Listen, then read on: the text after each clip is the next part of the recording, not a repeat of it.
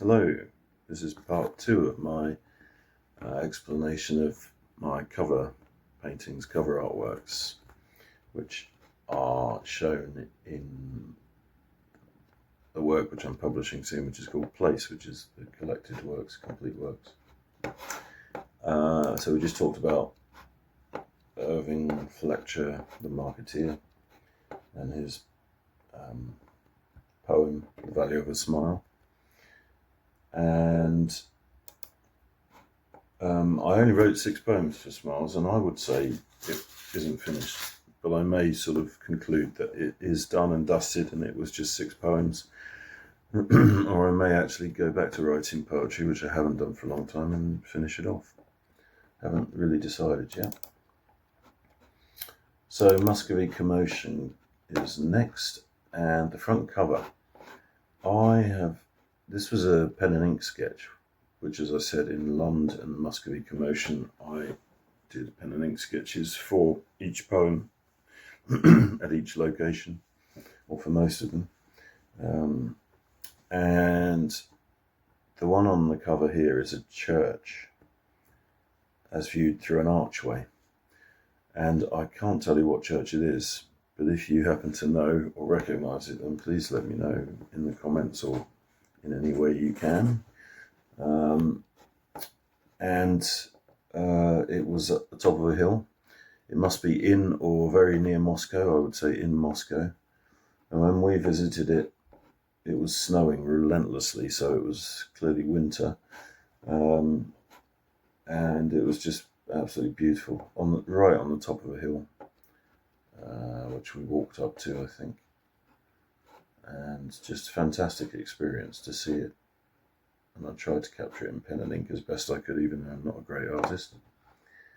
So that is that one. And then what's next? Causeway Giants. Wow, I'd forgotten all about this one. So I did drawings, pen and ink drawings in Causeway Giants as well. This was supposed to be a short collection because Yulia and I went to visit Giant's Causeway, and I chose a photograph that I'd taken off the causeway for the cover, and it was the right thing to do. I think it seemed to be the right thing, and it's also very difficult to draw lots of hexagonal basalt columns. So I used a photograph, and it looks really good. I'm really pleased with it, even now looking back. Absolutely the right choice. And there are quite a few photographs in there. No, there aren't. No, there's a photograph just inside the front cover, and there's also the same photograph, I think, at the back. Yeah. But so the one that you'll see in Place will be that photograph of Giant's Causeway, which I took. But it may have been Yulia who took it. Let's have a look. Yeah, it was one of Yulia's photographs. Yes. And it's excellent. She was a great photographer. So yeah, it's just 6 poems in that. It was meant to be short because we went to visit the causeway over a weekend, so we weren't there long. Most of my poetry collections took a month to write, and I spent a month in and around the locations. So there's some pen and ink drawings in there as well, which are not too bad. I could have used one of those, but I'm pleased I used one of her photos because it was about her,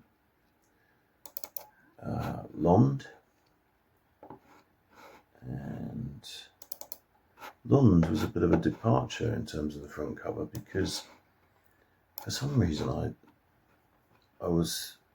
I had been toying with what I was calling a dualistic font, where you could write a word that could also be read as another word at the same time. And I've been experimenting with this because I wanted to use it in my poetry books collections.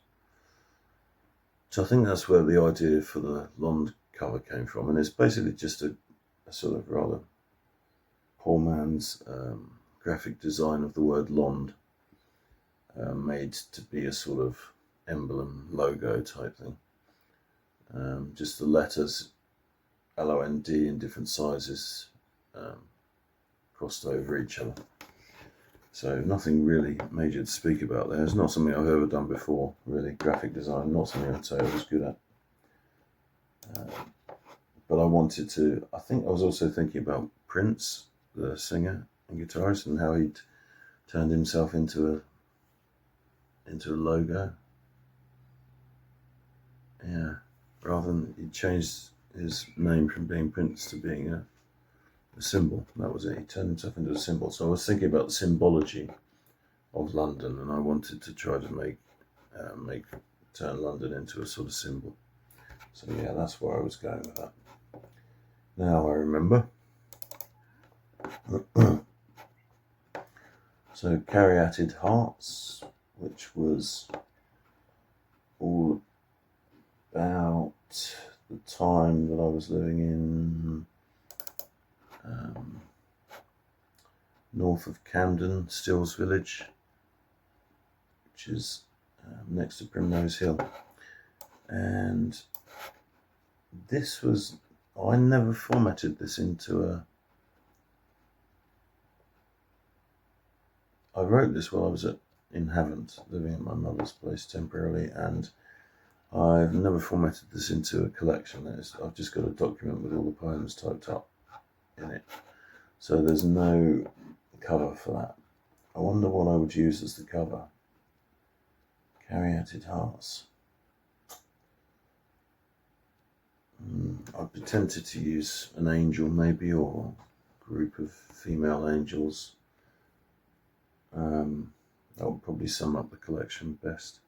But maybe there might be some caryatids in there without a portico, because that was the name of the poem that came from Sylvia Plath, I think, which inspired the title.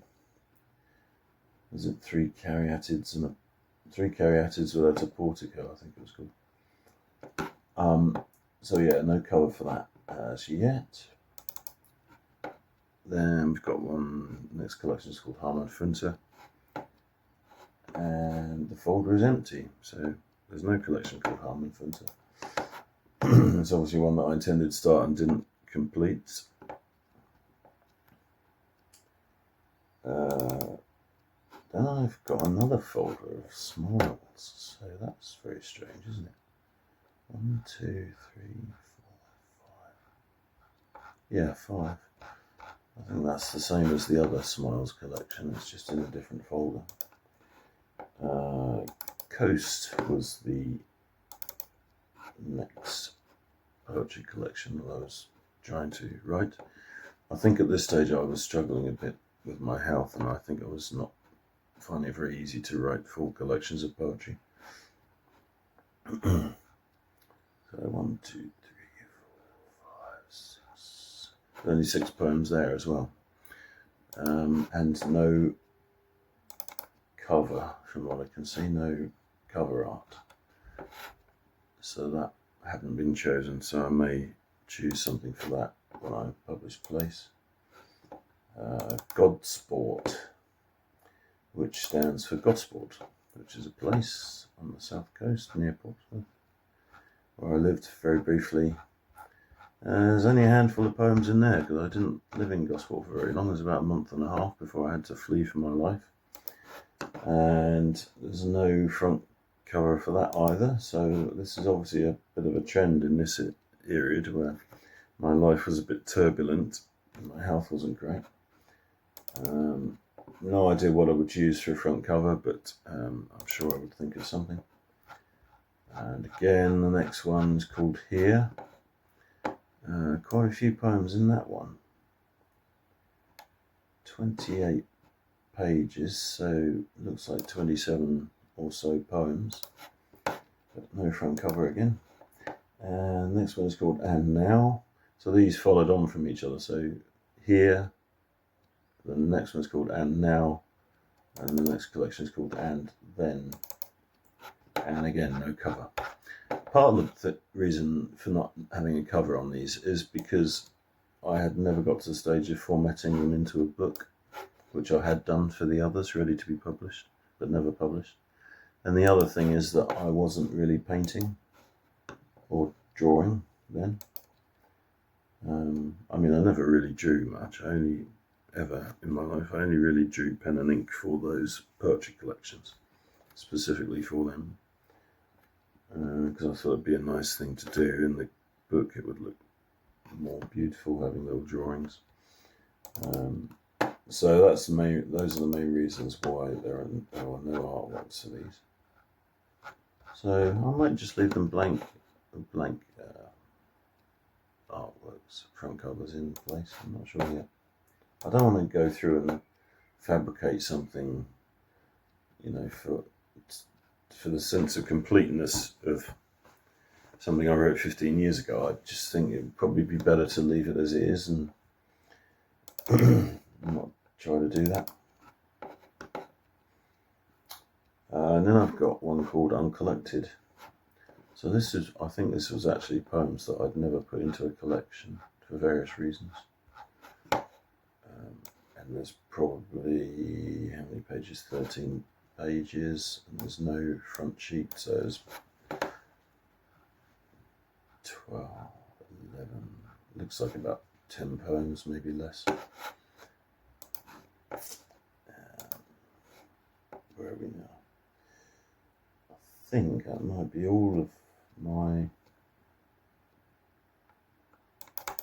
collections. Yeah, it is, I think.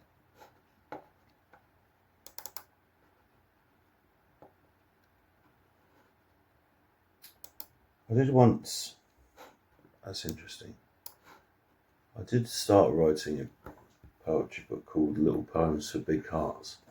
I think that was the first one I started putting together.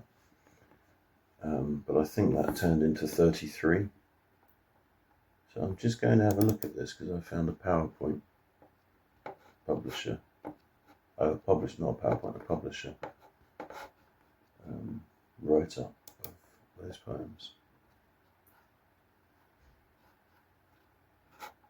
How interesting. So it has no front cover artwork. But I've written something which I've called an author annotated orators edition, which is the only edition I ever wrote, I think. And so it has the various poems that I believe appear in 33. So it must have been my original working title. Big Poems for Little Hearts. No, Little Poems for Big Hearts, yeah. 1 year on, 1 week on. Yes, this is definitely the poems that ended up in 33, I think. But with 33, I ended up making it like, was it Keats? I can't remember. One of the poets who wrote a poetry book in two halves, Heaven and Hell.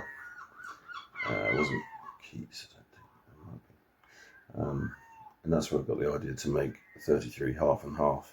So the first half is songs and the second half is poetry. So it sort of shows the transformation for me between writing songs as a teenager and in my early 20s to then transitioning to poetry in my late 20s, early 30s.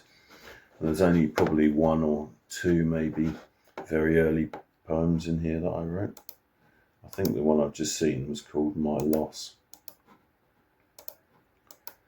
which I wrote when I was 21. I remember specifically when I wrote that.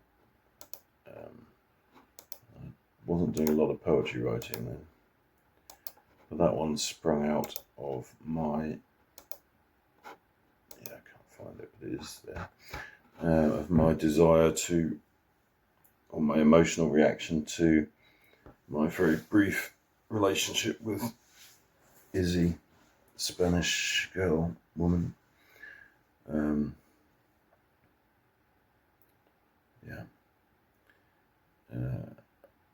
it's about taking recreational drugs. Right, I've got to finish this now because the 15-minute YouTube limit is up, and there may be a part 3.